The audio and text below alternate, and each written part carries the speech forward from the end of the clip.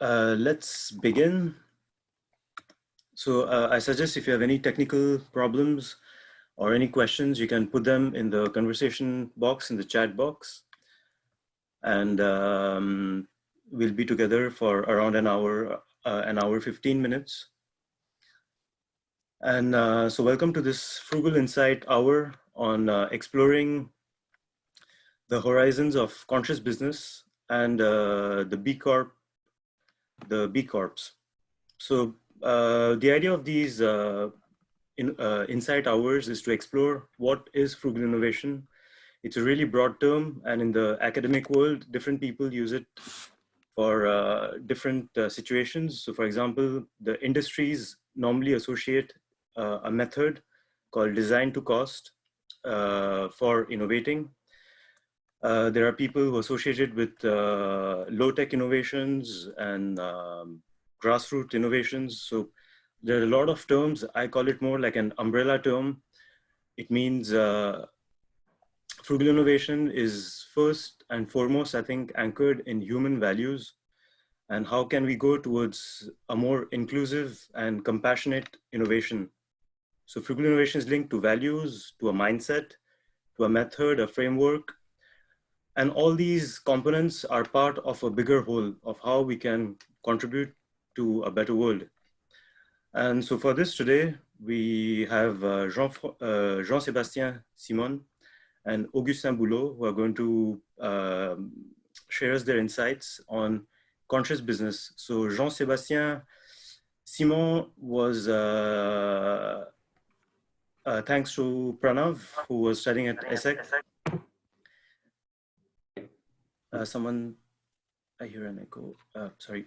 So thanks to Pranav, I met Jean-Sébastien, who was coaching Pranav and who funnily has also lived in Pondicherry and was part of the community where I grew up at the Sherbindo International Center of Education for a while. So Jean-Sébastien, can you quickly please introduce yourself and tell us 2 words about what is conscious business? And then we'll go to Augustin. Thank you so much, Abby, and thank you so much for having me here with all this beautiful community. So yeah, just a few words on my background briefly. So I was born in Thailand, but I grew up in France, and I did my education in business. I graduated from Essex Business School. I worked in training and management training and in the field of negotiation as well. But then I pursued higher education in East-West psychology in San Francisco. And I also spent some time in India in Pondicherry. So coming back from all this journey, I tried to find, is there a way to incorporate all these approaches to consciousness and psychology and human development into the world of business to make it practical and meaningful at the same time. So in the presentation, I'll explain what are the key elements of a conscious business, how can we make business more conscious, and maybe a few discussions on what could be a definition of conscious business.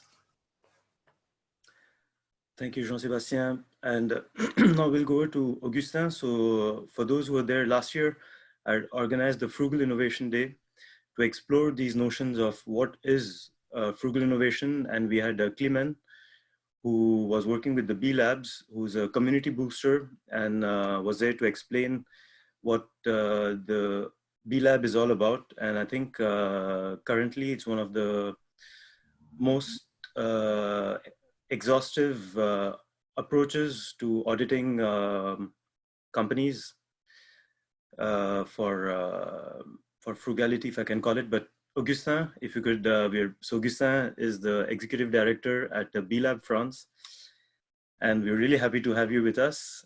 If you could introduce yourself and you can present to us what is B Lab.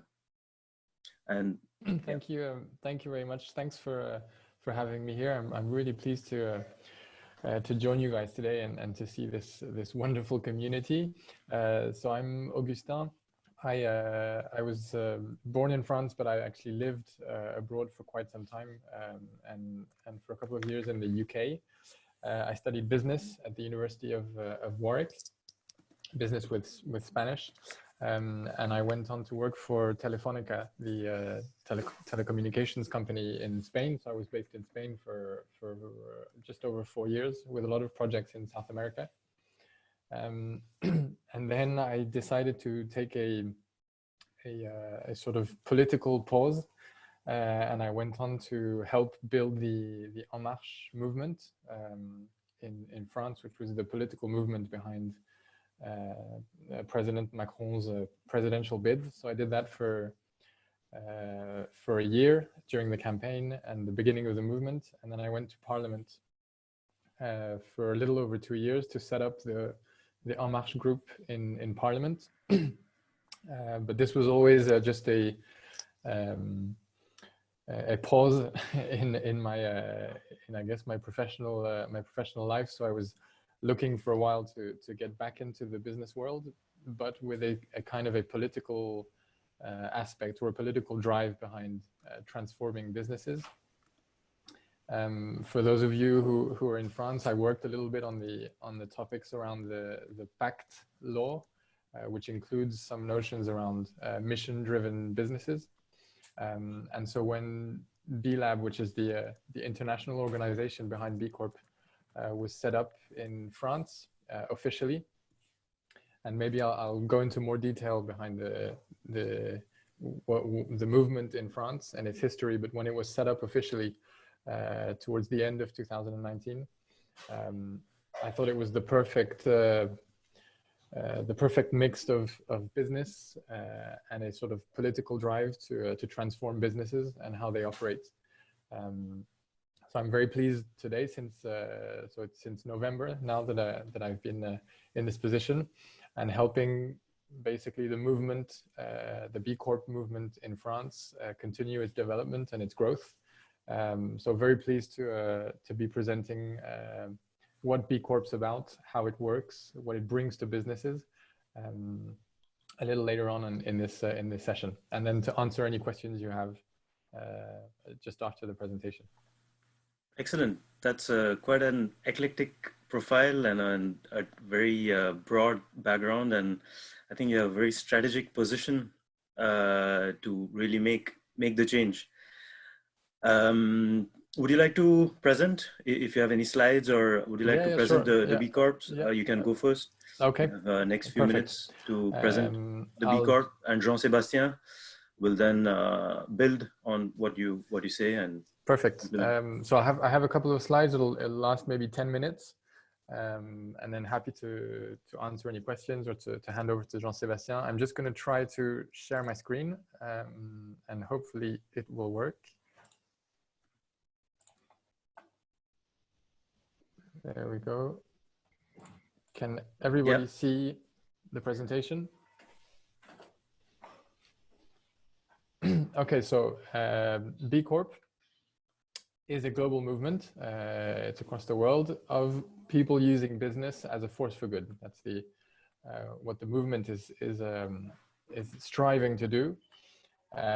Maybe just before we begin, I wanted to make clear a couple of definitions, because these are words that I might use over and over again.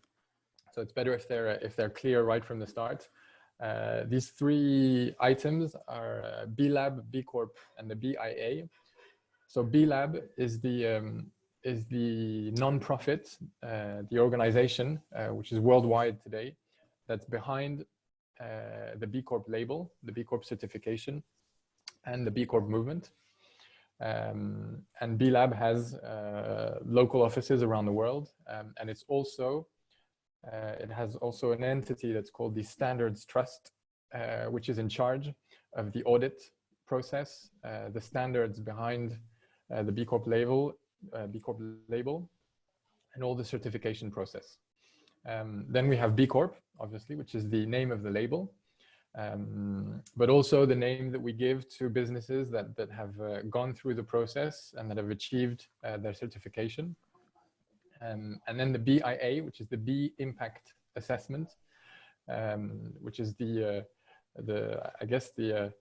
centerpiece around all of this, and it's the tool that we use for businesses to measure, evaluate their impact, and also the tool we use for the audit of those businesses. So those three items are really important in everything that I'm going to talk to you about just now.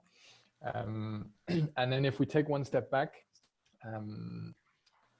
all of these items and what the B Corp movement is about is driving this change, the one that you're seeing now on screen, where we believe that we have to transition between a 20th century form of capitalism, which was based around businesses creating value mainly for shareholders. So most of their big decisions, big investments were around driving value and creating value for shareholders. And we're trying to shift this, hopefully in a 21st century capitalism. And I think the moment we're all going through now across the world and this time of crisis brings this even more to light. But we're trying to create something that's based around stakeholder value. So that's creating value not only for shareholders, but for all the stakeholders of businesses that are involved. So customers, local community, their workers, obviously, the planet. That's really, really important in everything that B Corp does. And you can, and I'll go into more detail later, but these 5 aspects of stakeholder value are all considered in our BIA, in our impact assessment tool. So that's the vision behind the movement. Very brief, what is exactly B Corp? I guess B Corp is to a company what maybe the fair trade or the BO certifications are to a product. And I think over the past 20, 30 years, consumers have been asking more and more for better products. And that's why certifications and labels have been introduced to help them measure and evaluate what are good products. But I think we're seeing a shift where we need to know not only that we're producing and consuming good products, but that these products are being constructed by good companies. And so the B Corp certification tries to evaluate, to measure, and to certify that. It's a movement. So it's not just a certification, it's a movement of what we believe to be pioneering businesses. There are just a little over 3,000 businesses in the world that today have the B Corp label. And why are they pioneering businesses? I've chosen to pick out 3 aspects. And the image that you're seeing just now on the screen is an image of one of the B Corp companies in France, their public page on the B Corp website. And you can see their impact score, which is 84. And so the first aspect that these businesses show is that they have a social and environmental performance that's really high. Into a little more detail on how the scoring works, measure social, societal, and environmental performance. And if businesses get a score that's above 80 points, they've demonstrated a very, very high level of performance. And so that's the first thing that they demonstrate. The other thing that we ask them to do is to take legal accountability, legal action on all of those aspects.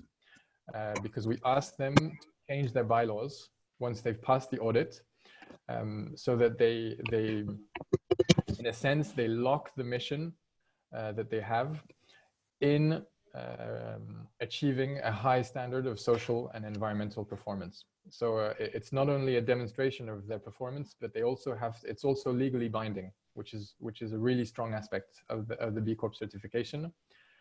And then the third aspect is that it's very transparent and always in a sense of looking for progress. Each B Corp has a public profile on our website where you can see their score, and you can go down into the detail of their score. So in terms of governance, in terms of their workers, in terms of their environmental impact, you can see their score, and you can see their progress and how they compare to other businesses of the same size or of the same sector. A very quick overview of how many B Corps there are in the world today, just over 3,300. across 70 different countries and 150 different industries. Out of those B Corps, a little over 600 are in Europe. That doesn't include the UK, so there are another 200 and something in the UK. And in France, it's just above 100 businesses today. So those numbers are nice, but the number I want to focus on and the one that pleases me the most is the last number on this slide that you can see, is the 70,000 businesses and organizations across the world that use our evaluation tool, which is the BIA. Because what's really amazing about this tool is that it's free and it's online. And I think there's no other platform in the world today that distributes for free and accessible for anyone, any businesses in the world, such an exhaustive tool on measuring your social, societal, and environmental impact. And so today we have these 70,000 or so businesses and organizations who have opened up a session and who are trying to evaluate and measure their impact. It's not really relevant for us if they achieve the B Corp certification. I think what's more relevant to us is that they start their journey and that they start measuring their impact.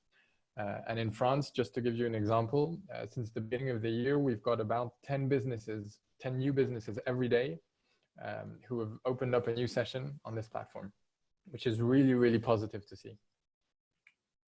Awesome. Here's a very quick overview on the companies that that are today B Corps in the world. Probably the most known ones are here. And in France, we have a couple of big companies, Valrhona, Bledina, Camif, but also some really famous French brands, famous for what they've done and the type of business models that they've put in place. La Ruche qui dit oui, Veja, the shoemaker. And what's really the value in this B Corp label is that there's such a broad portfolio of different businesses. We have tiny businesses who are basically startups and who are setting up as B Corps, but we also have large organizations who are transforming their businesses, transforming their contracts with suppliers, their methods with workers and employees to achieve this B Corp certification. And then just before I finish, just a quick overview of why and how businesses go towards this B Corp certification. First of all, the why. We believe it helps businesses achieve long-term and sustainable success because it really anchors the business in all of its stakeholders and creates value for all those stakeholders. And if businesses forget one of their stakeholders and start destroying value for one of the stakeholders that are impacted by their businesses, they can't be in a sustainable framework. And then around this sort of long-term and sustainable success, there are many aspects as to why B Corp businesses today look for the B Corp certification. It's to attract talent, obviously. More and more young people coming to the job market require businesses to be very performant on social and environmental impact. Talk to consumers. It's also a really good way to study your organization and to really have a deep dive into how your organization works and what type of impact it has on the different stakeholders that are touched by their businesses, to attract investors, but also to be a pioneer within a growing movement and to belong to a community. That's something that's really strong about the B Corp label, is that in each country and even cross country, each B Corp business belongs to a community that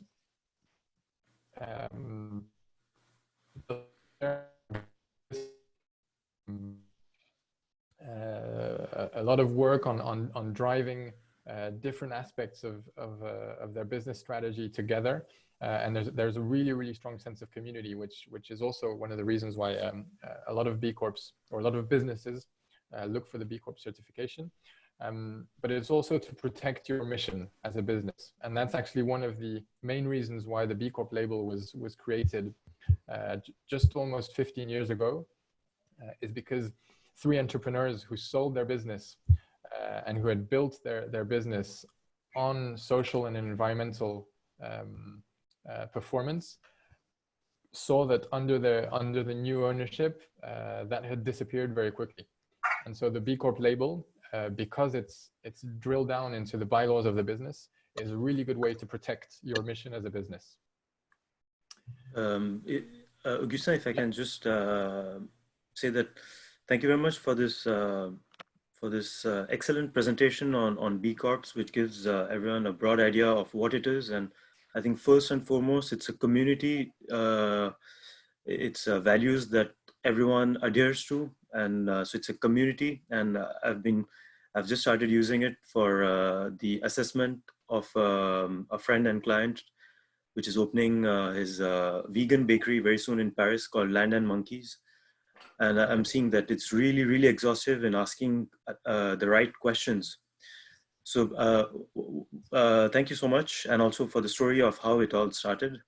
What I suggest is Jean-Sébastien, if you want to ask a question or make the bridge to your presentation, and Augustin, at any time you can jump in and add whatever you want to whatever Jean-Sébastien is saying. So thank you, Augustin, and Jean-Sébastien, over to you.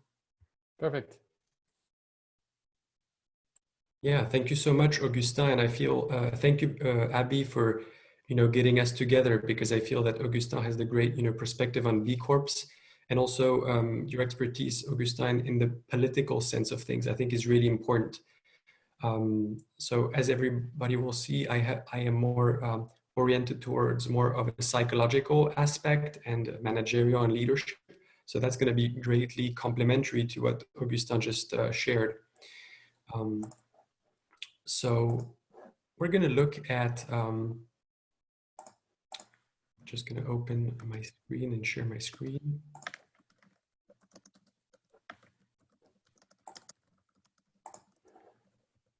Okay.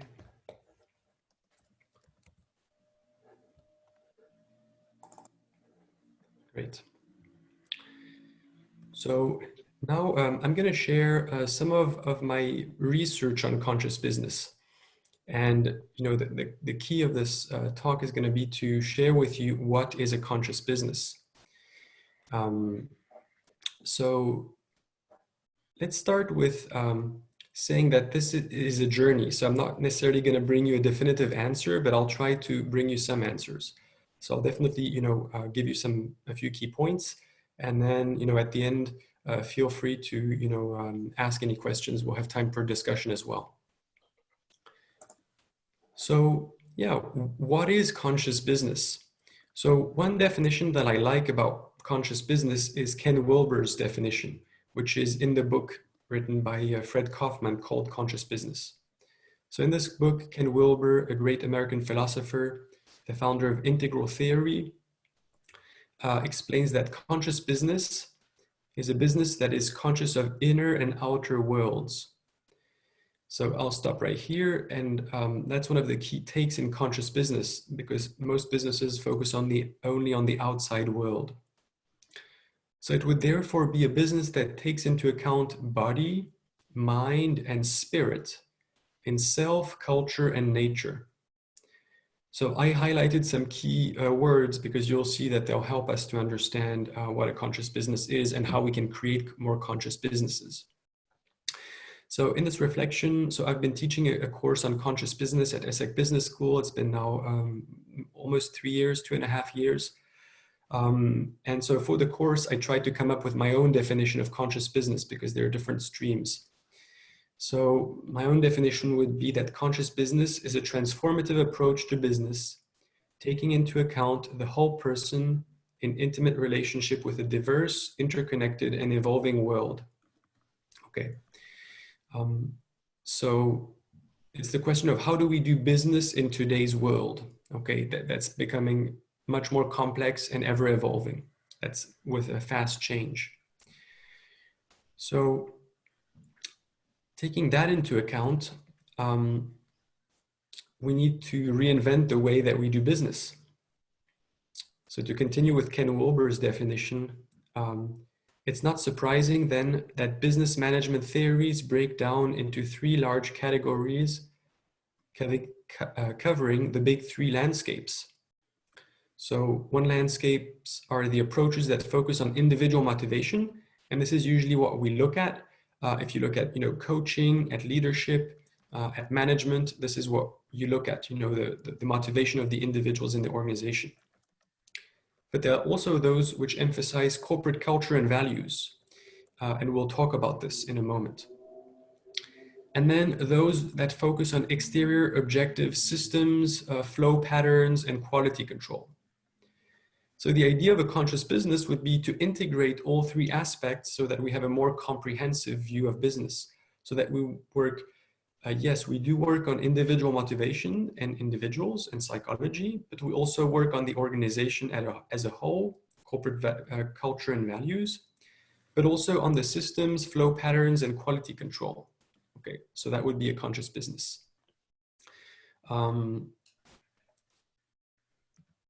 So a very simple way to look at a conscious business, in my view, would be to integrate two aspects. One is the individual with the conscious leadership, and the other, which would be conscious organizational design. So how can we collectively organize businesses so that they can be more effective, but also have more purpose and serve a proper mission? Okay.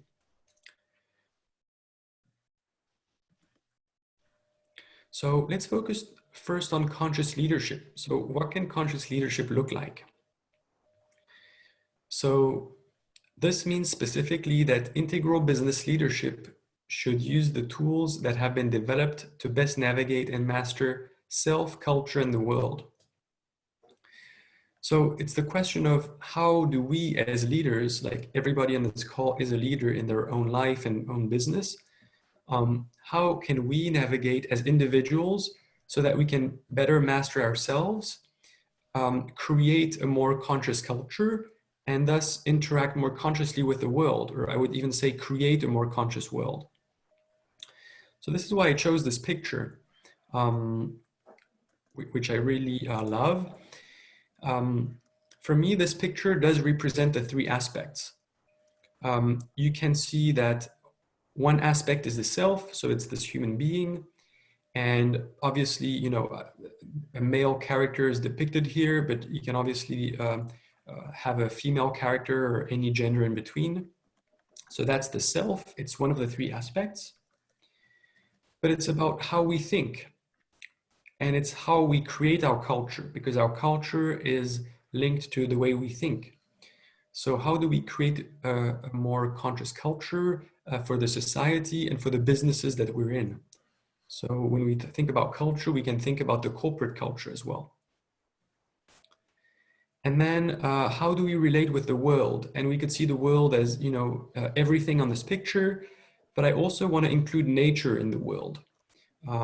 So this is why I like that on this picture, you see there's like a mushroom and flowers and other plants. And we could see that us as human beings are linked with nature and we're not separated. So these would be elements of conscious leadership. Okay.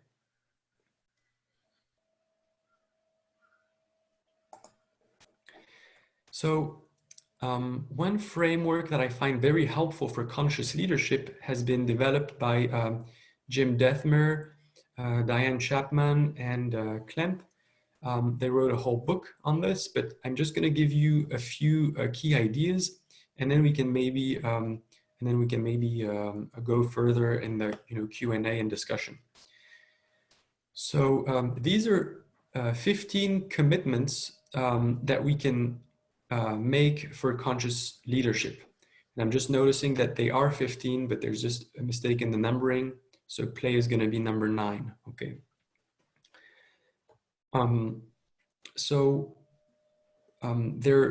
These are 15 commitments we can take to be leaders in our lives and to be much more conscious about our way of leading. So I'm just going to give you a few examples. One that I like to play with is responsibility. And responsibility means the ability to respond. And we probably all know that, but sometimes we forget. Sometimes we can get back into being victims of our lives and our circumstances. So something like to do with my students is I ask them to hold a pen and I ask them to drop the pen. And usually they'll drop the pen. And then I ask them, why did you drop the pen?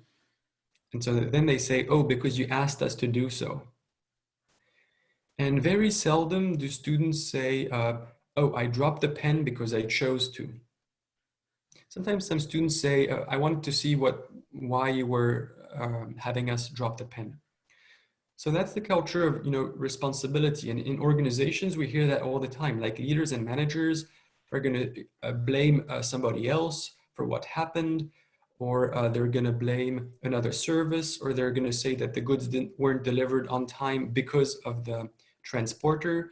But very seldom do we see leaders really take responsibility and take 100% responsibility for their actions. So that's one commitment that one can make for conscious leadership.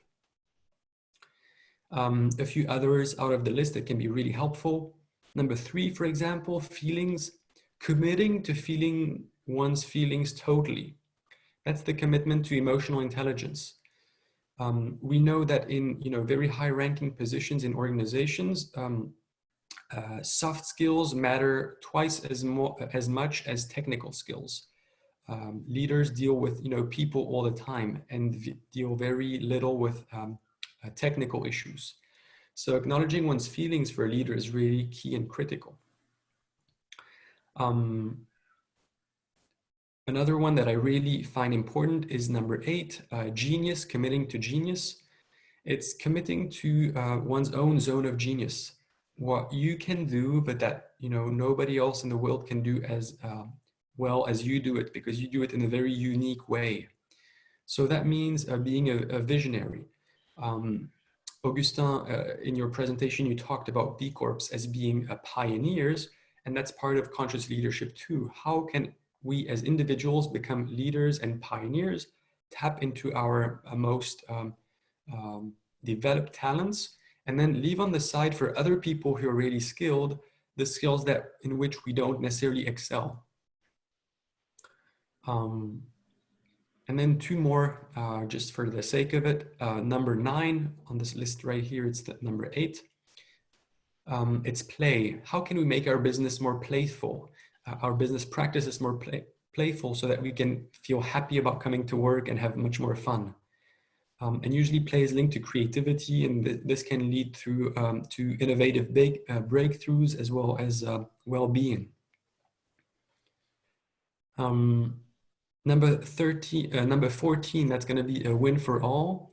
That's a really important one in this in the context of creating value for everybody and for all shareholders, but also for the community, for nature, for the planet, for the clients, for the families of the employees, etc. And then the last one being the resolution. I would say that's a reformulation of Gandhi's be the change you want to see in the world. So how can we as conscious leaders be this resolution in the world? How can we be the missing bridge that's going to solve the problem that we're committed to solving? So these are some elements, but obviously there's much more to that. So for that, you can also look up the website of the Conscious Leadership Group, which is really helpful. And I also wrote a whole article on LinkedIn that I posted detailing each of these 15 points. Okay.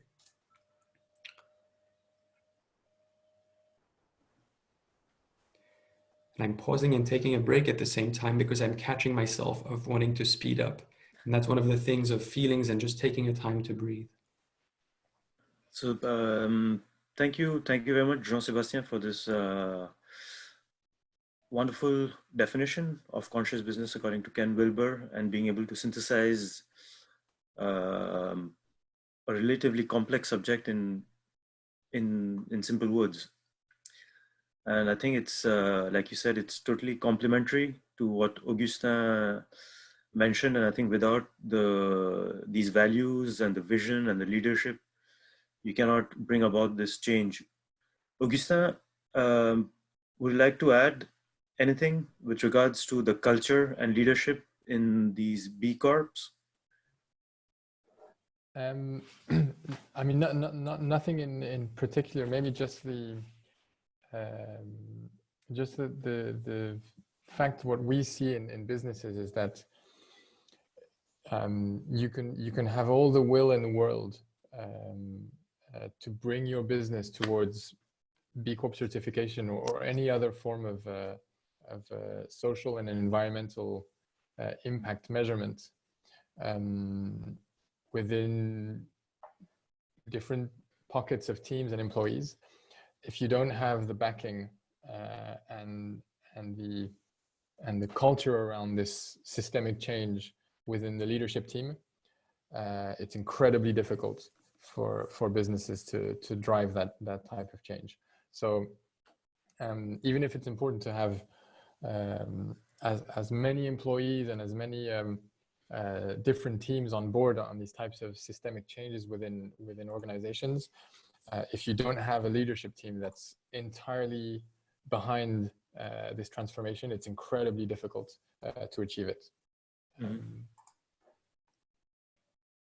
Thank you. Thank you. So Jean-Sébastien, you have a couple of questions. There's Oana who says that where you had a picture of the man and things around. She said that lovely picture, and then integrate the feminine in the visual would be great to have the balance. And then we have Jean-Maurice who has a question. Can you comment opposite of my story? And finally, Joël has a question as well on conscious organizational design. Is it linked to teal organizations? So if you, for these two questions, if you have any comments. Yeah, thank you. These are really great points. First of all, Oana, thank you so much. That's really important. I also noticed that above you talked about, Shakti leadership, and that's great. I think, yeah, the picture definitely would need to find a more, balanced way of integrating the feminine. I am obviously biased, and I tell that to my students as well. I identify as a man, as a male, and obviously all my slides and everything are going to be, biased by that. And I encourage, conscious leaders and women and, people from other genders too, to create their own version of conscious leadership. I wish I could draw and make it myself. Yeah, Jean-Maurice, that's a really good point. Opposite of my story. I'll give you the general sense, and then I'll try to find an example. Often we can be caught in our own story, and then we can be stuck in management or in leadership because we think that we're right. So we're stuck in our mind and in our ego. So we see the glass half full. But sometimes it's hard for us to see the glass half empty, even though a coworker, a colleague could be trying to explain us that way. So it can be a conscious practice to say, what if I try to see the situation from the opposite perspective? What if the opposite of what I'm thinking is true? So let's say you want to invest in a new company, and you think it's a great idea. But you hear, a few of your colleagues are telling you that it's not a good idea. It can be, too risky, or it's not the right time to do it. It might be helpful sometimes to think, okay, what if that was true? What if it was too risky to invest in that new company? And then try to see what would be the unfolding of this thought. So that's the opposite of your story. Sometimes it's helpful to see the opposite side. And Joël, yes, absolutely. Conscious organization. Let me just add, Jean-Sébastien, I think opposite of the story is also like you have a thinking tool called the Genusian thinking, and how you can change perspective and try and see the problem in a totally different way. That's all. Great. What's the name of the tool? Genusian thinking. So you had Genius, who had like two heads, which sees in front and behind, and to be able to hold two opposite views at the same time. So it's one of great, Abby. Yeah, useful tool. Absolutely, yeah. So that totally goes together. And then, yes, Joel, absolutely. It goes together with conscious organizational design. It goes with teal organizations. I have like 1 or 2 slides on conscious organizational design. Do you think it's appropriate, Abby, that I share them, or should we? Absolutely, up to you. Okay. We are doing good on time. Okay, great. So I'll share my screen again.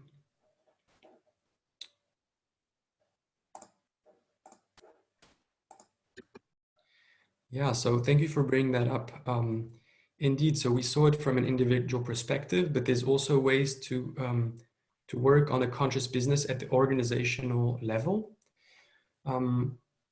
There's been an evolution of businesses, and for each stage of evolution, researchers have been using colors to describe them. Okay, so you can find all that in Frédéric Laloux's work on reinventing organizations.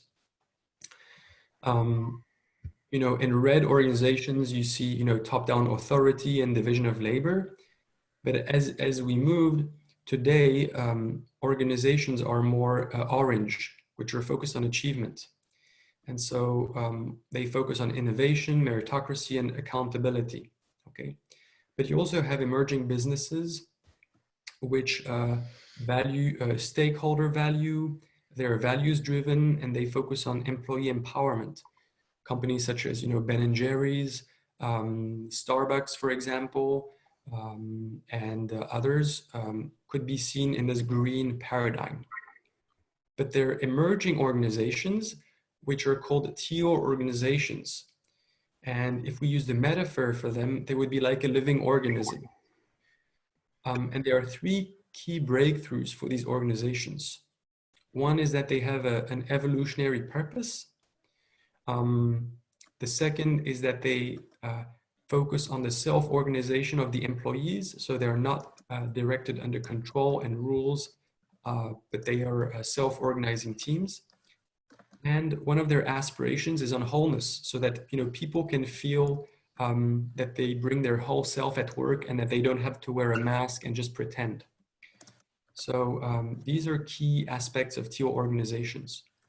And there's been also other works, you know, by Isaac Getz on liberated organizations and other researchers who are working on this. So these are key aspects of conscious organizational design. Thank you, Jean-Sébastien. I think there are a couple of questions. There was one regarding gossip. How is gossip used in leadership? Léa Jurez is asking the question. Yeah. I've always found it detrimental to organizations. Well, Leah, that's great. So that might mean that you're embodying this aspect of conscious leadership, since the aspect of gossip is actually a commitment to end gossip. So I just used the keywords, but the real commitments that conscious leaders make are to end gossip. So not to engage in gossip themselves. And if they notice gossip, they can either withdraw, or if it's part of the company policy, just, you know, help others notice that they're engaging in a gossip without trying to be the gossip cop, you know, in the company. Thank you. There are some questions for Augustin. Augustin, so Mark has a question for you. He says that how do you make sure that the B Corp standard does not follow the path of the organic food standard, with kind of an industrial organic food like tomatoes being produced in winter?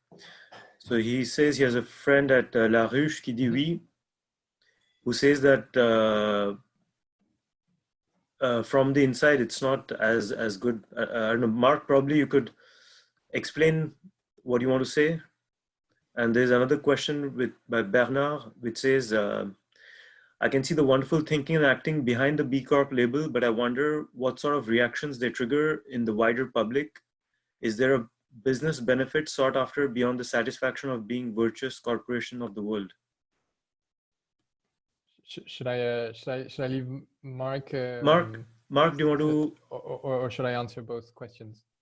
Yes, Mark, well, your question very quickly. so I think that you get it. You get what I meant. I mean, the point is that from the outside, B Corp seems marvelous, wonderful, and but sometimes, I mean, how do you make sure that the standard, the high level standard you put in place is followed, and it's not changed, even non-consciously, unconsciously. Yeah. I know it's a very good question, and one that we get quite often. There are a couple of things. First of all, the standards, they're updated every 2 to 3 years, with scientific committees, health related committees, environmental committees, etc.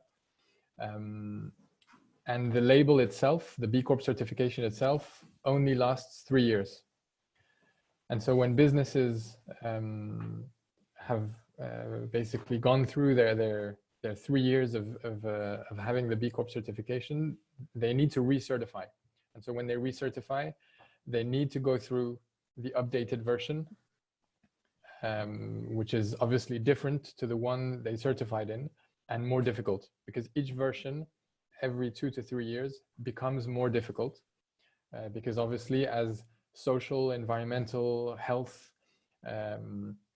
community norms advance, they get higher and higher as they move forward. So the version of the standards gets higher and higher every 2 to 3 years, and so it is very difficult for B Corps to maintain their certification. The way the scoring works basically is you score points for every question that you answer. And so some questions will be worth maybe 2 or 3 or 4 points in one version, but 2 or 3 years later, they'll be worth much less. And so you'll have to demonstrate that you've improved on other aspects of your business to make sure you maintain your B Corp certification. So that's one aspect, one sort of safeguard around it. And the other safeguard as well is for larger businesses, and that's probably more linked to your point about sort of industrial and larger businesses. It is very, very difficult to obtain the certification. If we take one example that's closer to France, and we look at Danone.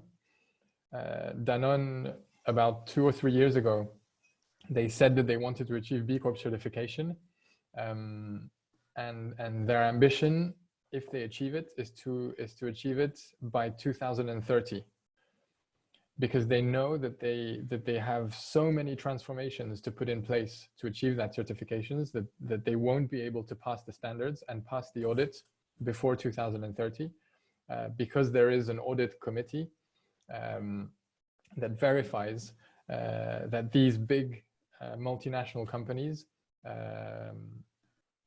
respond to the level of standards. So even for a big business like Danone, even with the manpower that they have to fill in the questionnaire and to transform their business, it's not something that they'll be able to achieve before 2030.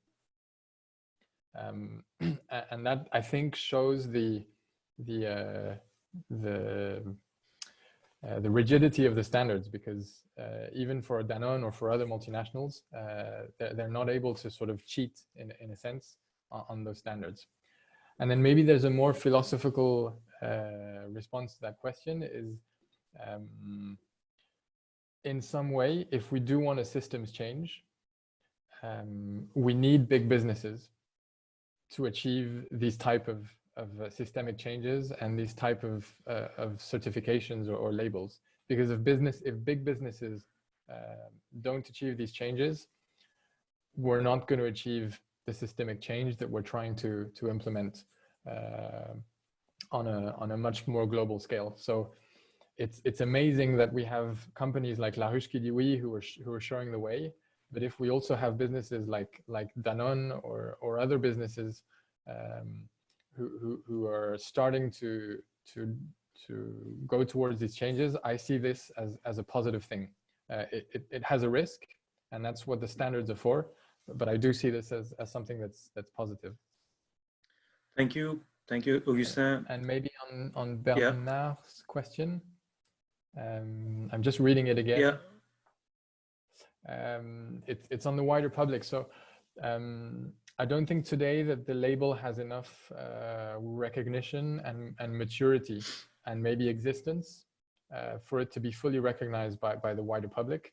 Although we are seeing some businesses using it as a label in the products that they sell. Obviously, there is some form of business benefit that's sought with these labels.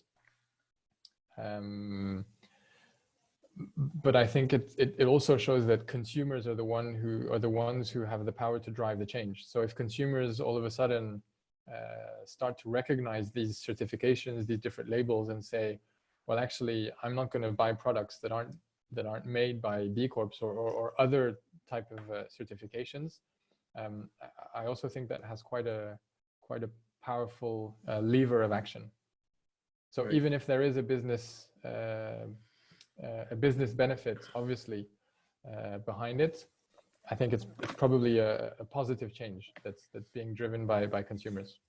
Is there any case studies that you are providing somewhere? We have a couple of numbers that are starting to come up. As I said, the labels probably hasn't been existent long enough to have a full sort of research paper on the impact, but we are seeing in a couple of areas that have been studied that businesses who've achieved the B Corp certification are actually seeing probably more rapid growth in some areas with consumers. One very concrete example that was led, I think, 2 years ago in the UK, Waitrose, the supermarket in the UK, and their online supermarket platform, Waitrose.com, decided to create an online space that was just reserved for B Corp products. And they actually saw a much higher level of sales performance on that side of their website than their regular products. So we are seeing examples of that more and more. I have some studies which I can share later on in PDF. We're just running a little short of time, so I'll just sorry, Bernard, but you can ask your questions in the chat. I'm good with that. No, I think what you mentioned, Augustin, is very interesting, because I think the B Corp works on the deeper questions, which is more at a strategic level. And I think strategy and corporate culture go hand in hand. So of course, conscious leadership leads the culture, but as well the B Corp, the assessment helps think strategically about these things. We have one last question for you, Augustin, which is, I think, very interesting. If you can just be brief about it. It's about the loi Pacte. What do you think about the raison d'être? So that's a good question. Maybe just a very, very quick brief on what that is for maybe those who haven't followed the loi Pacte. But it's a law that got lots of different things that was passed related to businesses and the economy. And one of the aspects of that law was the ability for businesses to include a mission or a raison d'être in their bylaws. So the positive thing about that aspect of the law is that it opened up the topic for a lot of businesses to start being interested around what it is to have a mission, to have a raison d'être. And we have been talking about it quite a lot in the media, and a lot of businesses have started to think about it. One of the major flaws, though, is that you can have a mission as a business, which is great. But if that mission isn't carried with all the other aspects of sort of stakeholder management within the business, you're not necessarily going to have a positive impact. And maybe a very concrete example, if a business's mission, for example, is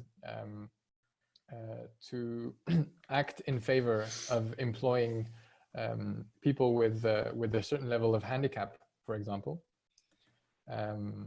they can fulfill their mission by having a much more proactive policy on employing people with a certain level of handicap.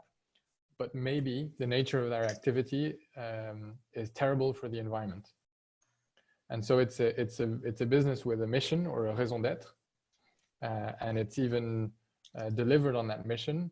But next to that, their impact on other aspects of the stakeholders of their business is really negative.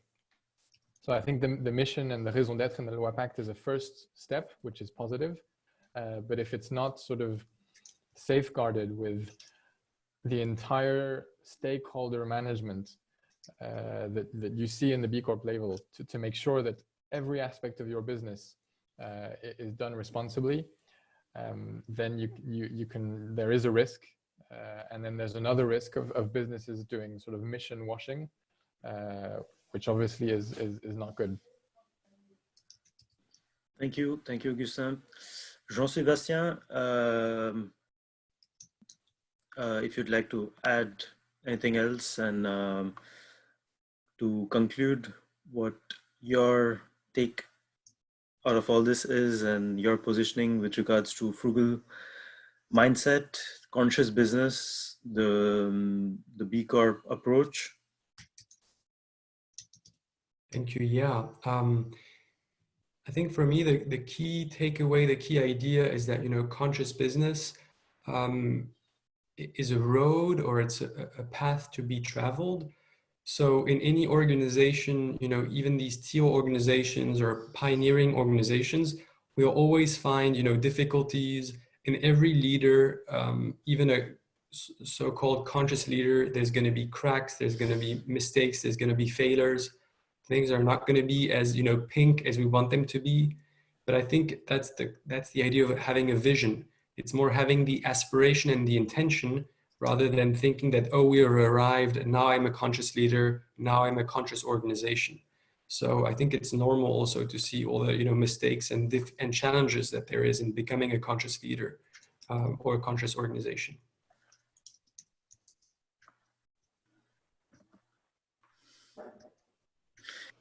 Okay, so that's exciting to see that there's so many questions and so much interest around these subjects and topics. So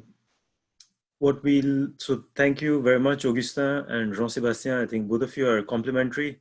It's strategy and culture and vision and philosophy, everything combined. So really thank you for this amazing duo.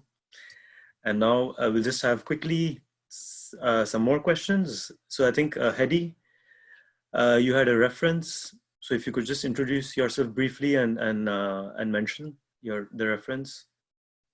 Hi, everybody.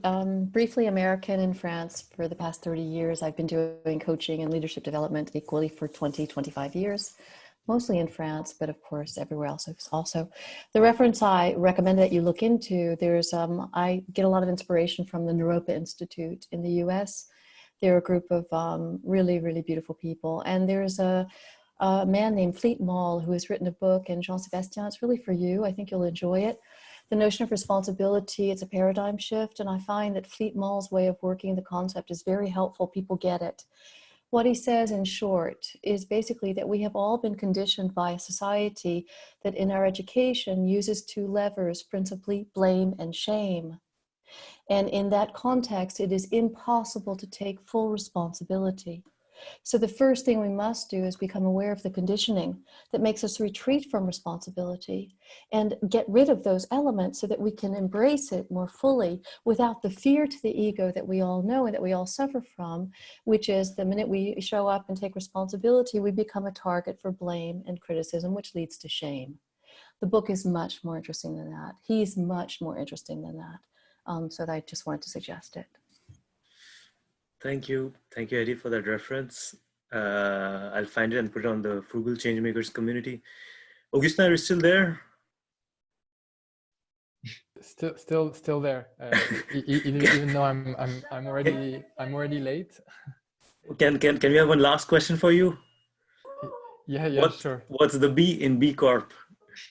So the B in B Corp is it's a difficult question because it doesn't really stand for anything per se, although it does come from benefit corporation. Right. Because benefit corporation is actually a legal status in the US, which is similar to, or similar, is a kind of parallel to what was tried to, what was attempted in the Pacte law with this société à mission status, even though the benefit corporation in the US is probably more exhaustive because it does look at each stakeholder within the business. So it comes from there, but it's because it's different than a benefit corporation. It's a label. It doesn't actually stand for benefit, but it comes from there.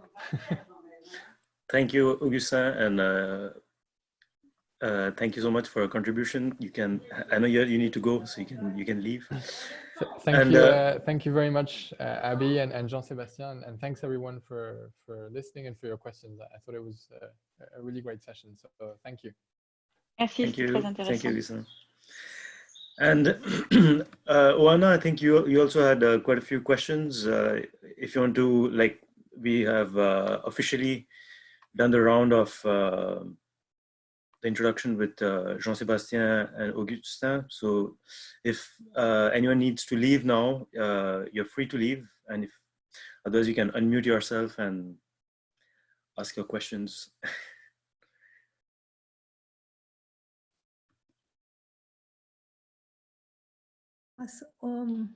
Hello. So thank you, everyone. It's a great webinar, and thank you for your work. Actually,